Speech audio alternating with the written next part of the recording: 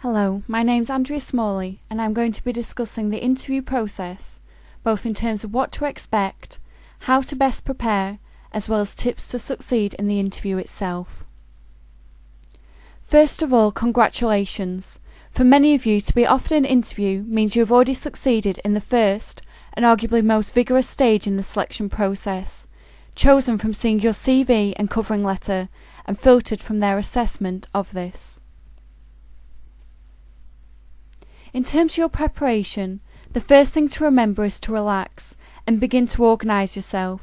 The first consideration in your preparation is to understand what the employer wants and furthermore have an understanding of whether you want the position.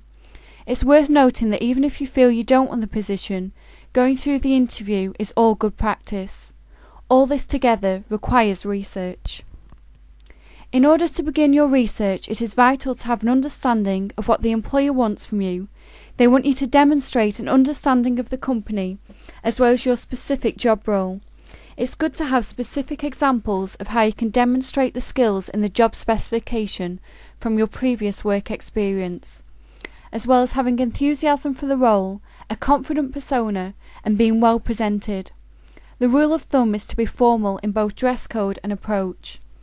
The employer on a more basic level must also be able to imagine you as part of the team, as they are at the end of the day going to be working with you, so it's important to be personable, friendly and pleasant throughout the interview process. This includes breaks and lunches. Remember, they are assessing you all day, not simply in the formal sections. In terms of the company research, the interviewer wants you to demonstrate a thorough understanding of the organisation as a whole, what it does, who it supplies to, as well as the specific department you will be working in, and the departments in the organisation that are affected by you and you will be working in coordination with, and finally an understanding of your job role. It may be useful to keep this information in a file with relevant separators to refer to before the interview.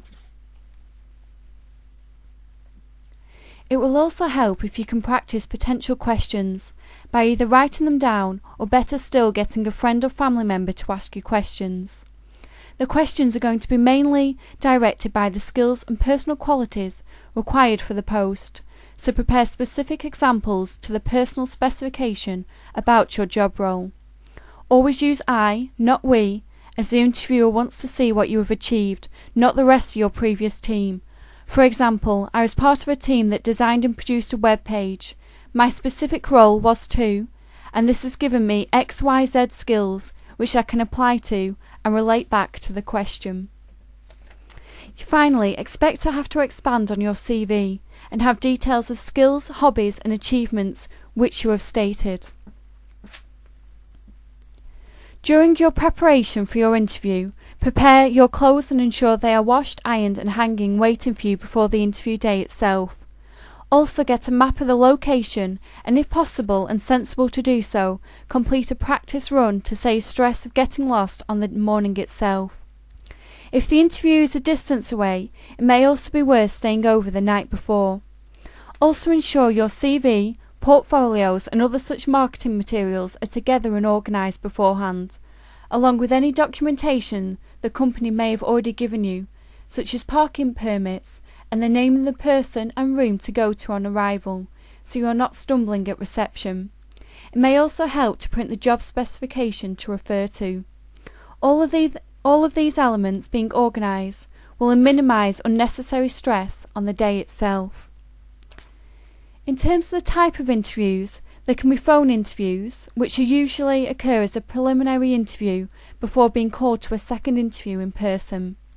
Panel interviews usually consist of around 3 interviewers who will take turns in asking you questions and will normally focus on different areas according to their role and how their role coordinates with the position you are applying for. One-to-one interviews is just you and a single interviewer, usually your line or senior manager. There are also often other means of assessment incorporated into the interview day itself, such as IT tests, literacy, numeracy, psychometric and presentations. These all depend on the type of job you're applying for and are simply a means for the company to see you have the required basic skills for the role. If the company does not give you a programme for the day, it is vital you ask so you can prepare and practice for any of the above elements and know what to expect. On the day itself, remember to smile, stand tall and keep your shoulders back. It is important you are seen as relaxed and confident, but not cocky, as you are likely to be judged more in the first few seconds of meeting your interviewer. Avoid perfume, aftershave and smoking. You want to be remembered for your answers and not the smell you leave behind. Keep a hand free, as you are likely to be holding a portfolio or achievement folder, a briefcase or handbag, and they are likely to offer you a drink, and you still need a hand free to shake hands. And finally, maintain eye contact, as you will come across as more focused and honest. In the interview itself, keep calm, smile and shake hands. Be clear when speaking. Remember to be specific in your answers and maintain focus to the question being asked. If giving an example, relate it back to how those skills relate and support the answer. And take your time. Think before you answer. Finally, don't worry about asking the interviewer to repeat the question. It's better than guessing and being wrong.